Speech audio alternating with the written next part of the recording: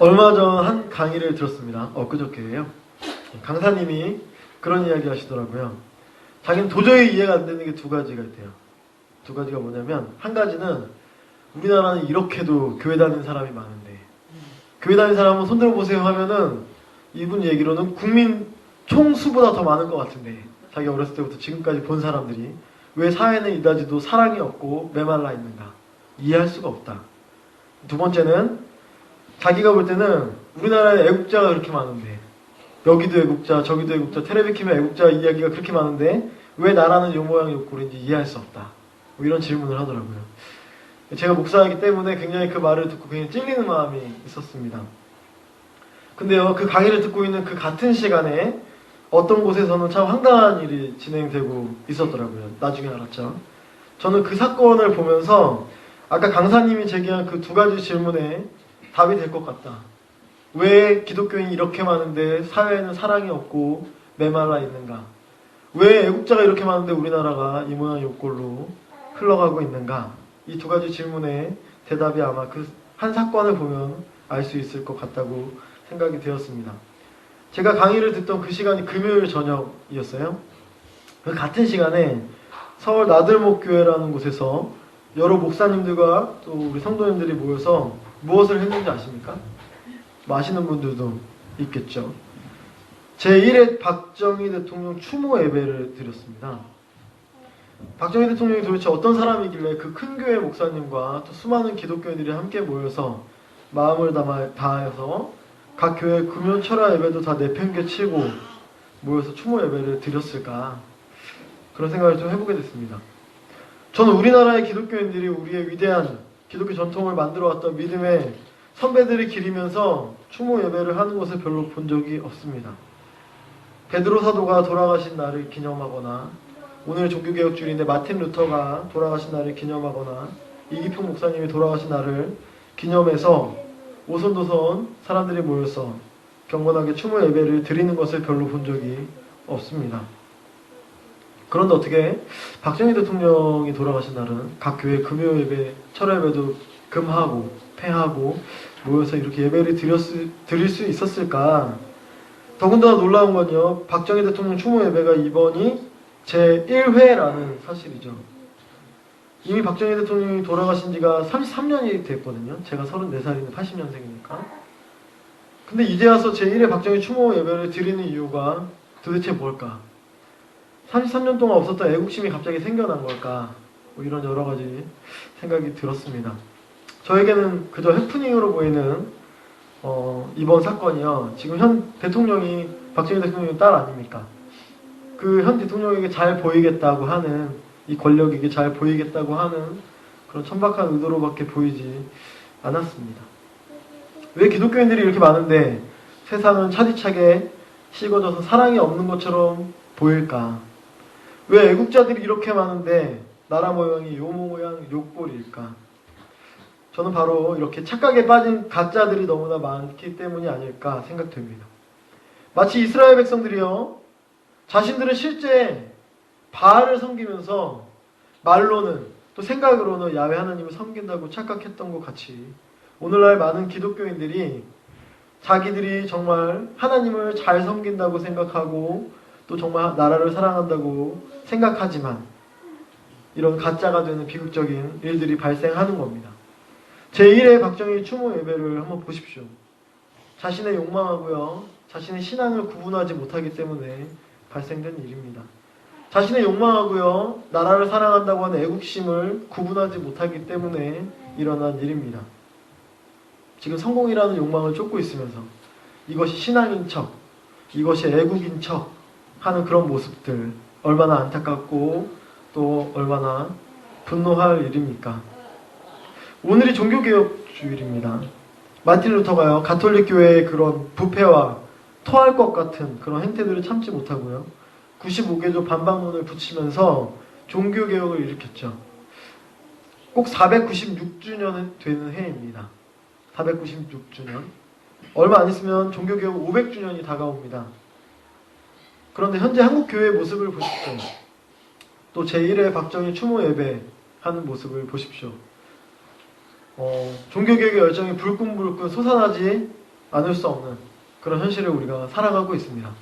예, 여러분들도 그런 마음이 불끈불끈 솟아나시죠?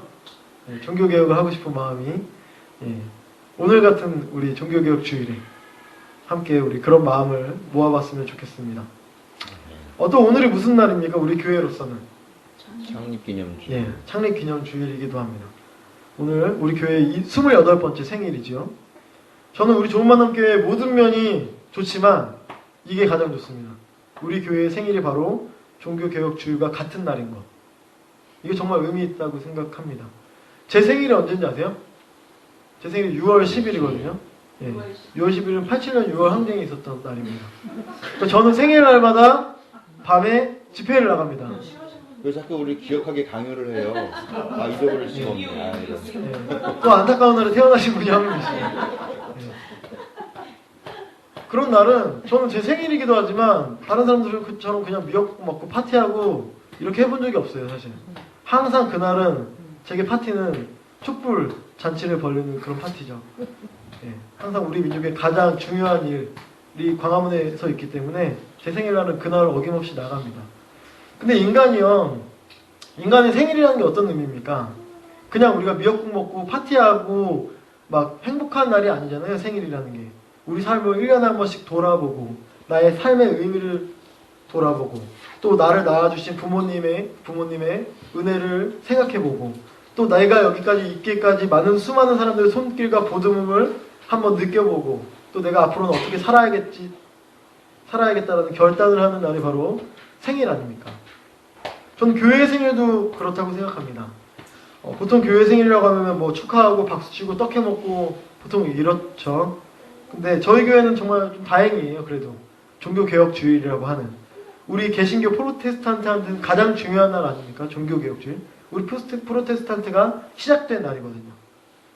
정말 하나님의 그런 귀한 복음과 말씀들을 다 까먹고 말도 안 되게 부패하고 타락했던 그 가톨릭을 박차고 나와서 우리가 말씀대로 살자라고 얘기했던 그날이 바로 우리 교회 생일이라는 건 참 놀라운 일이 아닐 수 없습니다. 그렇기 때문에 오늘이 정말 중요한 날인데 많은 분들이 함께하지 못해서 참 안타깝네요. 하지만 여기 계신 분들이라도 우리 교회가 생일인 것도 중요하지만 우리 교회가 정말 의미 있는 날 생일이다.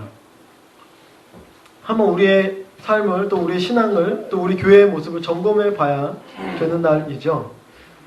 우리 교회의 가치가 뭐죠? 기치? 예.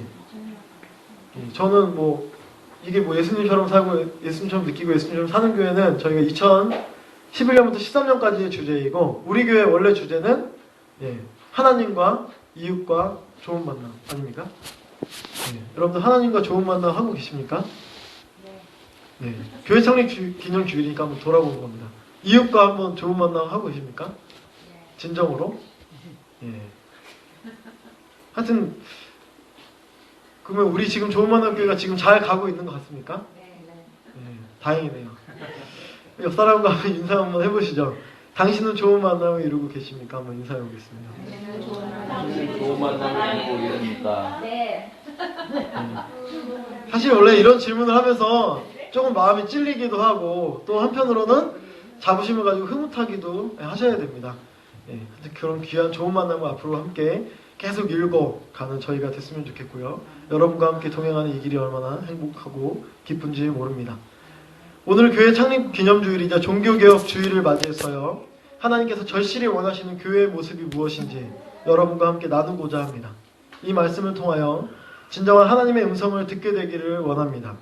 또한 우리의 삶의 위로가 되고 소망이 되고 또 귀한 결단의 시간이 되시기를 주님의 이름으로 간절히 소망합니다. 아멘. 한 가족이 단란하게 식사를 하고 있었습니다.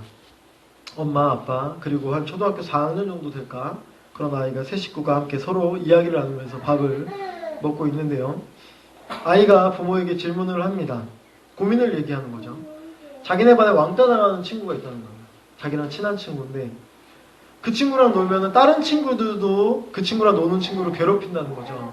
그래서 한 명, 두 명 그 친구를 떠났다고 합니다. 자기가 이제 마지막 남았는데 자기는 그 친구랑 워낙 친했기 때문에 의리를 배신하고 싶지 않은데 무섭다는 겁니다. 다른 친구들이 자기도 괴롭힐까봐. 그래서 어떻게 했으면 좋겠냐고 이제 부모님한테 자기의 고민을 이야기하는 거예요. 부모님은 이 친구한테 뭐라고 그랬을까요? 이 얘기를 듣고. 예? 너도 그만둬라. 여러분들 같으면 어땠을 것 같아요? 여러분의 자녀가 이런 고민을 토로한다. 내가 내 친구가 있는데 그 친구가 지금 왕따를 당하고 있는데 내가 그 친구랑 계속 친하게 지내면 나도 왕따를 당할 것 같다고 하면 여러분의 자녀가 여러분은 어떤 조언을 할까요? 그래도 의리를 지키고 그 왕따 당하는 불쌍한 친구 곁에 너가 있어줘야지 라고 얘기하실 분 한번 흔들어 보십시오. 아, 대단하시네요. 저 같으면 그렇게 못할 수도 있겠다 이런 생각을 해봤는데 이 부모의 아이는 이 아이의 부모들은 그 자신의 아이에게 절대로 그 친구랑 말도 하지 말라고, 절대로 앞으로 그 친구랑 사이좋게 지내지 말라고 신신당부를 했습니다. 아이는 말없이 고개를 끄덕거렸죠. 그리고 그날 밤에 아이는 아파트 옥상으로 올라갔습니다. 그리고 먼 하늘을 바라보면서 눈물 한 방울을 흘리고 나서 뛰어내렸습니다. 그 아이는 왜 옥상에서 뛰어내렸을까요? 그 아이였군요. 예, 그 아이가 바로 왕따였어요. 자기 주변에 친구들이 하나씩 떠나가는데 너무 고민이 되는 거예요. 그래서 왜 그럴까 하다가 자기 부모님한테 얘기하자니 자기 얘기라고 하면 속상하실 것 같아서 친구 얘기라고 하면서 얘기를 했는데 이런 답변을 듣자 이 아이에게는 하나 남은 한 줄기 희망이 무너져 내린 거죠. 너무나 답답했는데요. 그동안 너무나 숨이 막힐 것 같았는데 그럼에도 불구하고 부모님을 믿고 하루하루 살아가면서 용기 내서 부모님에게 물어본 겁니다. 근데 결과가 이렇게 된 거죠. 옥상으로 올라가는 그 아이의 마음이 어땠을까? 답답함과 절망 그 자체가 아니었을까 생각됩니다. 그 갑갑함과 답답함의 심정을 여러분들 이해할 수 있겠습니까? 이 갑갑함과 답답함의 심정을 잘 한번 기억해 두시기 바랍니다. 그리고 오늘 본문 말씀을 함께 다 같이 다시 한번 읽어보도록 하겠습니다. 시작! 믿음직한 신부는 불을 보낸 주인에게는 무더운 추수 때의 시원한 냉수와 같아서 그 주인의 마음을 시원하게 해준다. 예, 본문 말씀에서 무더운 추수 때의 시원한 냉수라는 이 표현이 참 시적입니다. 답답한 마음을 시원하게 해준다. 믿음직한 심부름꾼은요, 그를 보낸 주인의 답답한 마음을 시원하게 해준다 라고 지금 이야기하고 있죠. 개역개정 성서에는요, 이 시원한 냉수라는 표현이 얼음 냉수라고 표현되어 있습니다. 얼음 냉수 같다라는 거예요. 이 주인의 마음을 잘 이해하고 있는 믿음직한 심부름꾼은 무더운 추수 때의 얼음 냉수 같다 라고 이야기하고 있는 겁니다. 요즘 날씨가 많이 쌀쌀해져가지고 얼음 냉수라는 표현이 그다지 마음에 잘 와닿진 않습니다. 뭔 얼음 냉수야, 추워 죽겠는데 뭐 이런 생각이 들 수도 있는데 보통 이스라엘의 추수 때라고 하면 맥추절 가리키죠. 7월 아닙니까? 7월. 얼마나 더울까요? 한여름에 이글이글 타오르는 그 땡볕 아래서 보리타작을 하는 그 사람들의 이야기입니다. 그 농부들. 우리나라도 그렇게 더운데 이스라엘 그 땅은 얼마나 더울까요? 이 얼음 냉수라고 표현된 히브리 원문은 우리나라 그러니까 영어로 얼음 냉수라고 이제 번역이 된 건데 이 명사잖아요, 명사. 근데 원래 히브리식 표현은 명사가 아니고 동사로 표현되어 있습니다. 원래 어떻게 표현되어 있냐면 추수 때 하늘에서 눈 내리는 것 같다라는 표현으로 되어 있어요. 눈 내리는 것 같다. 예, 참 동화적인 표현이죠. 추수 때 눈이 오면 농작물 어떻게 될까요? 예, 다 죽어버리겠죠. 그런데 얼마나 더웠으면 그 농부들의 마음에 눈 내렸으면 좋겠다라는 마음이 들었다는 거죠. 눈 내렸으면. 상상만 해도 이 농부들의 마음이 좀 이해가 되십니까? 불가능한 거 아니에요? 그 다음에 중동 아니에요, 중동. 눈을 별로 구경해 볼 일도 없는 사람들이 얼마나 지금 찌는 듯한 더위, 얼마나 고된 노동에 지금 시달렸으면 눈이 내렸으면 좋겠다라는 마음을 지금 품고 있는 겁니다. 얼마나 힘들고 얼마나 더웠으면. 이거는 단순히 목이 마르다, 그냥 힘들다라는 정도가 아니죠. 지금 죽을 것 같다. 밥 미친 상태 아니겠어요? 일하면서 하늘이 눈 내리는 것 같은 환상을 본다는데 타는 목마름이라는 표현 아시죠? 그런 타는 목마름 같은 그런 심정이 바로 이 타는 듯한 7월의 추수 때 일하는 농부들의 마음이었을 것입니다. 저는 이 농부들과 정말 똑같은 경험을 한 적이 있어요. 언젠가 얘기한 적도 있는 것 같은데, 제가 군대를 7월 군번입니다. 7월 군번. 7월에 군입대를 했다라는 이야기입니다. 그 뜨거운 7월에 훈련소에서 훈련을 받았다고 생각을 해보십시오. 지옥이 있다면 그곳이다. 저는 그렇게 생각합니다. 얼마나 더운지. 땡볕에서 5시간을 훈련을 받고요. 또 실내에 들어와서, 실내라면 에어컨이 있을 것 같지만 절대 없습니다. 그 좁은 데서 수백 명이 모여가지고 서로의 그런 더운 입김을 맞아가면서 제식 훈련을 해요. 뭐 차렷 경례를 하는 거죠. 그 5시간씩 합니다. 막 2명이 쓰러져야 이제 잠깐 쉬는 시간을 주는 그런 분위기죠. 그 훈련이 얼마나 고된지 그 더운 여름인데 물도 먹지 못하게 합니다. 5시간을 땡볕에서 훈련하는데 물 한 모금을 주지 않으니까 어떤 마음이 들까요? 저는 그때 하늘에서 눈이 내려오는 걸 봤습니다. 누군가 여름에 가장 생각나는 단어가 뭐예요? 라고 했을 때 저는 겨울이 가장 생각납니다 라고 대답한 사람이 있다고 하는데, 저는 천재라고 생각합니다. 그 사람. 그쵸, 여름에는 겨울이 생각나요. 진짜 덥고 죽을 것 같으면 눈이 생각납니다. 아마 그날 그 훈련을 받았을 때 저만 눈을 생각한 건 아닌 것 같아요. 제 주변에 많은 그 친구들도 함께 하늘에서 내려오는 눈을 보지 않았을까, 반 미친 상태가 아니었을까 생각하죠. 그러다 5시간 만에 물을 줍니다. 예, 어땠을까요, 마음이? 와, 정말 너무, 그 물을 준다는 이야기만으로 세상이 구원되는 그런 듯한 느낌이, 예수님이 다시 오시는 듯한 그런 느낌을 받았습니다. 여러분 살면서 그런 날이 있을지 모르겠어요. 그런 기쁜 날. 저는 그날 경험했어요. 죽을 것 같은 그날, 이제 물을 줍니다 라고 하는 그 이야기를 듣고 얼마나 기뻤는지 모릅니다. 근데 그 줄이요, 진짜 한 20-30분을 기다려도 그 줄이 끝나질 않는 거예요. 한 사람이 너무 오래 물을 먹고 있는 거예요. 제 앞에서. 얼마나 화가 날까요? 아니, 나도 목마른데 얼마나 목을 마르면 도대체 물을 몇 잔을 먹고 있는 거야? 이런 생각이 들 거 아니에요? 그러다가 내가 이제 내 차례가 좀 있으니까 다가오는 거죠. 내 5번째 앞에 보니까 이유를 알았어요.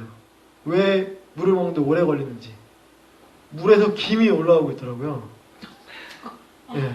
그게 우리 약수토 그 통에 그 뚜껑으로 먹고 있었는데 김이 올라오고 있어요. 뭐야? 집었는데 그 뚜껑을 집을지도 못할 만큼 뜨거운 상태였어요.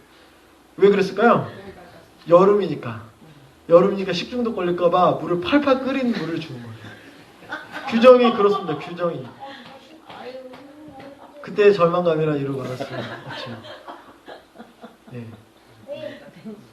그 정도의 사건에서 제가 그 얼음 냉수를 그때 먹을 수 있다고 하면 제 전재산과 제 오른쪽 팔목을 걸 만큼 정말 그런 심정이었을 거거든요. 그 아무것도 아닌 훈련을 받으면서도 그렇다는 거예요. 1시간 정도, 하루 정도 받는 그 훈련을 받으면서도.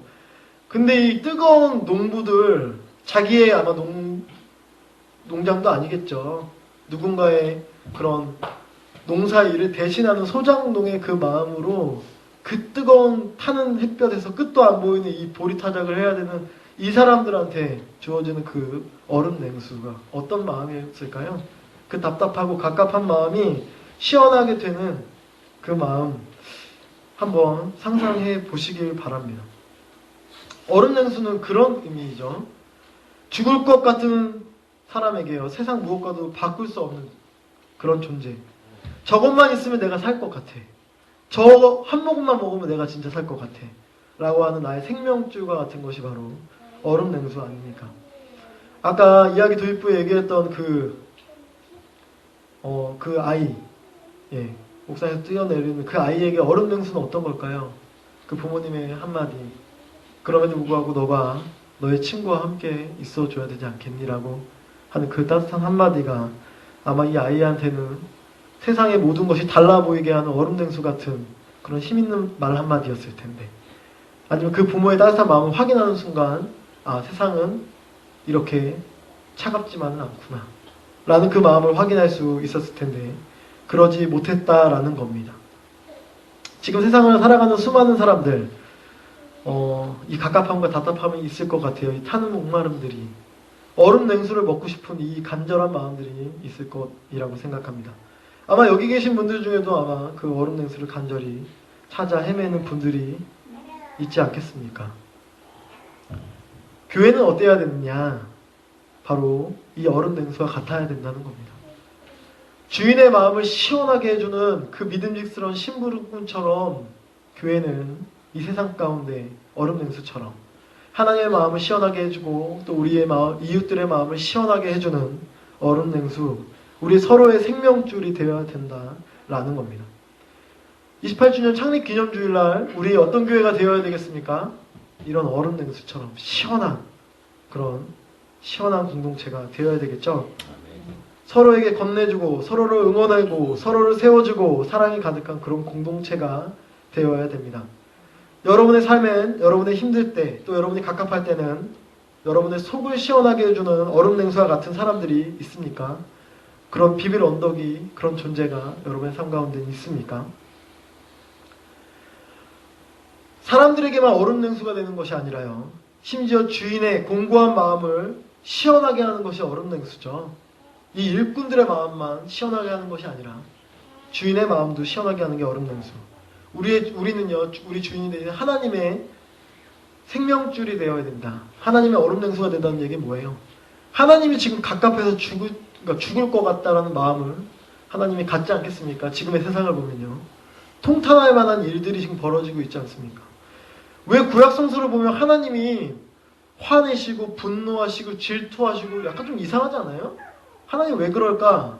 하나님 마음이 그렇다는 겁니다. 지금 세상을 보면 하나님 마음이 분노하시고 화나시고 화병 걸려 죽을 것 같아요. 하나님이. 그 하나님 마음 누가 풀어줍니까? 바로 믿음의 공동체가 그 마음 풀어줘야 된다라는 거죠. 하나님이 세상 창조하시고 세상 보면서 어떤 마음 가졌죠? 보시기에 좋았더라.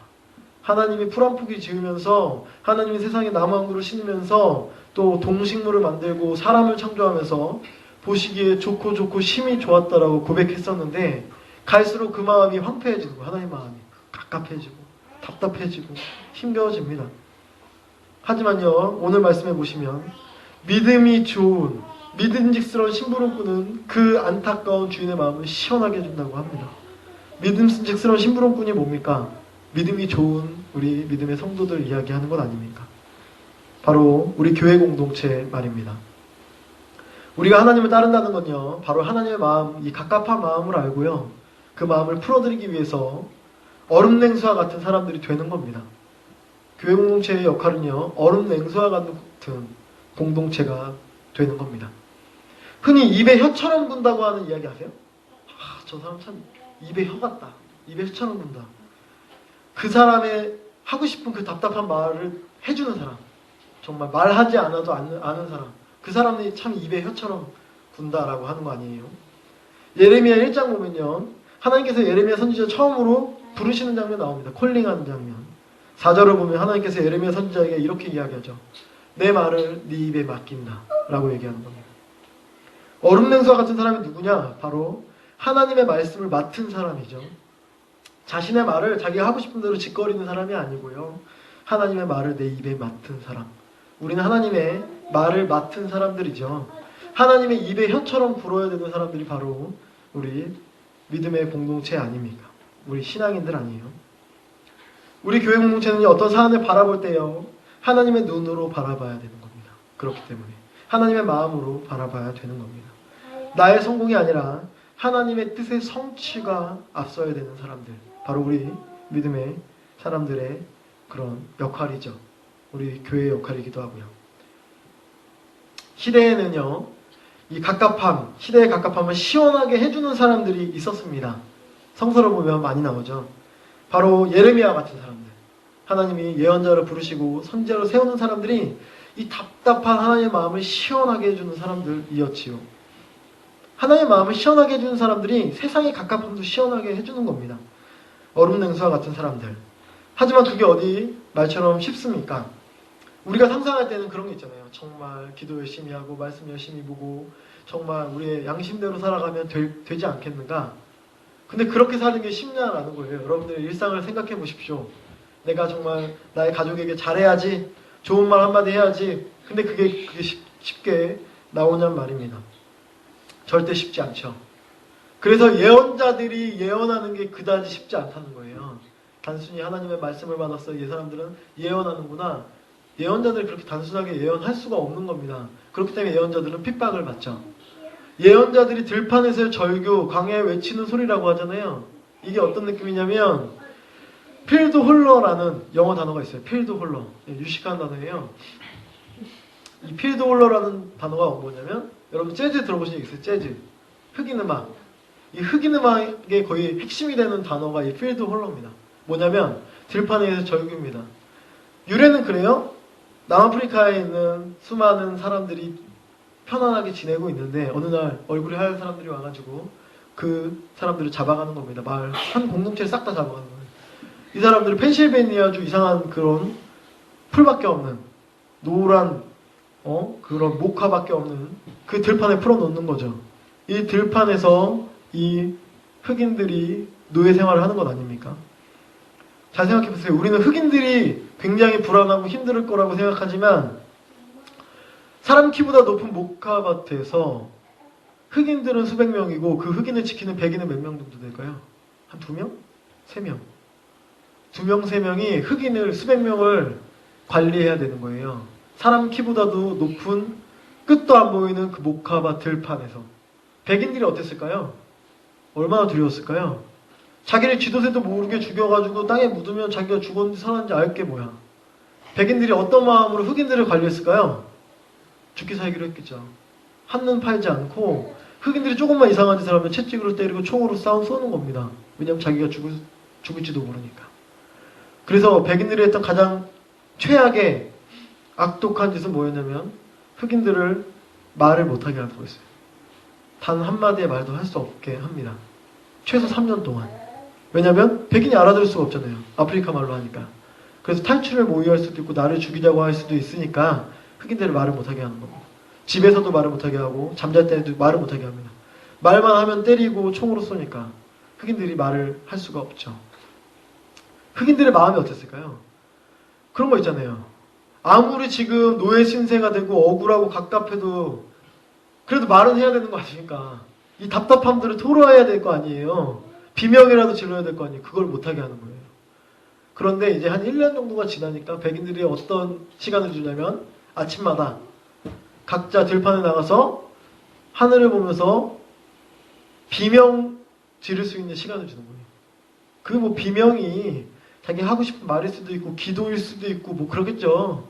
이게 뭐 울음도 아닌 것이 비명도 아닌 것이 어떤 알 수 없는 하여튼 그 소리를 흑인들이 아침마다 하늘을 쳐다보면서 내는 겁니다. 그 마음 있잖아요. 그 분노와 한스러운 마음. 그 뭔가 이야기하고 싶은데 말도 못하는 그 마음. 그 마음을 담아서 하늘에 소리 지르는 그 들판의 절규가 이 필드 홀러입니다. 필드 홀러.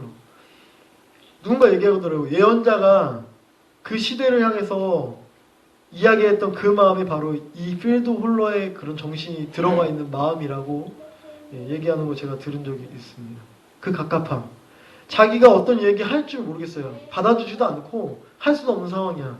하지만 하늘만 바라보면서 하나님께 기도인지 모르겠지만 그 마음 가지고 그 절절한 마음을 가지고 그 시대에게 이야기하는 겁니다. 하지만 그 시대에 이야기하는 그 갑갑함과 절절한 마음들이 결국 시대를 시원하게 만든다라는 거죠. 여러분들의 삶이 갑갑할 수 있습니다. 여러분들이 어떤 이야기를 할지 이야기하면 주변 사람들이 하나도 안 들어줄 수도 있고 여러분들 가족들조차도 저 무슨 얘기하는 거야?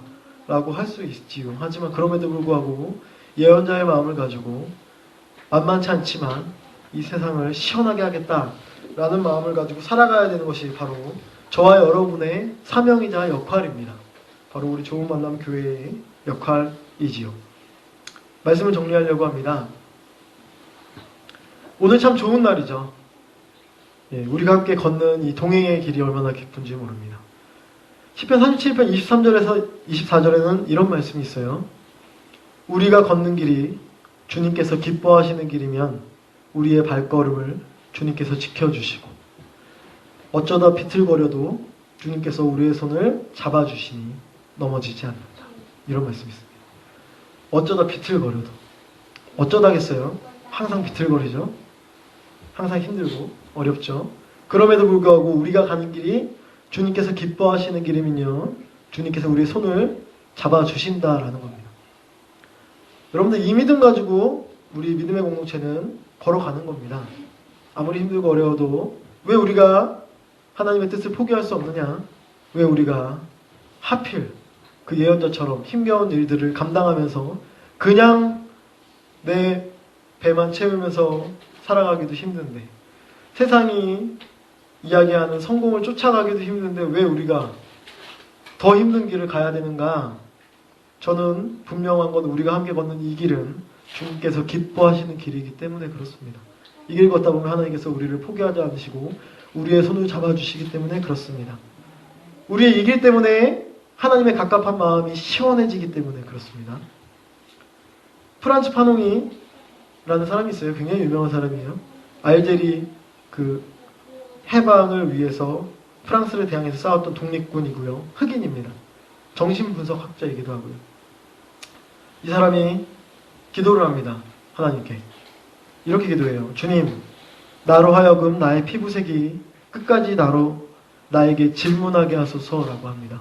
무슨 얘기인지 아세요? 자기 흑인이잖아요. 프랑스 백인들한테 얼마나 차별을 받습니까? 내 피부색 때문에 나는 의사임에도 불구하고, 정신분석학자임에도 불구하고, 정신분석학자는 1940년, 50년에는 최고의 학문이에요. 의사 중에서도 최고입니다. 그럼에도 불구하고 나는 이 피부색 때문에 얼마나 괄시를 받고 고통을 당합니까? 하지만요, 이 사람이 자기 피부색 때문에 남들이 하지 못하는 엄청난 일들을 할 수 있는 겁니다, 실제로. 이 사람은 역사에 엄청난 공헌을 많이 해요. 그냥 단순히 36살에 죽게 되거든요. 그 짧은 인생을 살지만 정말 많은 정신분석학적인 이야기, 그 다음에 독립해방적인 어떤 사상들을 남기는 사람입니다. 이 사람은 자기 피부색 때문에 너무 힘들었지만 하나님께 기도하는 겁니다. 이 피부색 때문에 끝까지 나로 하여금 질문하게 하십시오. 이 질문한다는 건 뭐예요? 이 세상의 안타까운 일들, 하나님이 원하시는 대로 되지 않는 일들, 하나님 마음이 너무 갑갑한데 이걸 어떻게 시원하게 할까라는 그런 질문들 말입니다. 여러분의 삶이 힘들다고 생각하시면, 갑갑하다고 생각하시면 그것이 결국 여러분에게 질문한다고 생각하십시오. 좋은 믿음의 공동체는 만사가 형통하고 만사가 평안한 공동체가 아니고요. 힘들고 어려울 때 그 힘들고 어려운 문제가 어떻게 야기되는가 질문하는 공동체죠. 하나님이 지금 갑갑해 하시고 절망해 하는데 왜 하나님이 갑갑하고 절망할까라고 질문하는 공동체겠죠. 우리가 걷는 길은 바로 이 질문하는 길입니다. 그렇기 때문에 이 프란츠 파농은 자기의 피부색에 감사합니다. 여러분의 갑갑함과 절망적인 그 마음들 감사할 수 있는 조건이 되시기를 주님의 이름으로 축원을 드립니다. 여러분과 함께 가는 이 길이 좀 힘들고 어려울 수 있는데 정말 기쁜 일임을 다시 한번 생각해 보는 우리 귀한 교회 창립 기념주일이 되기를 원하고요. 또 종교개혁주일이 되기를 주님의 이름으로 소망을 드립니다.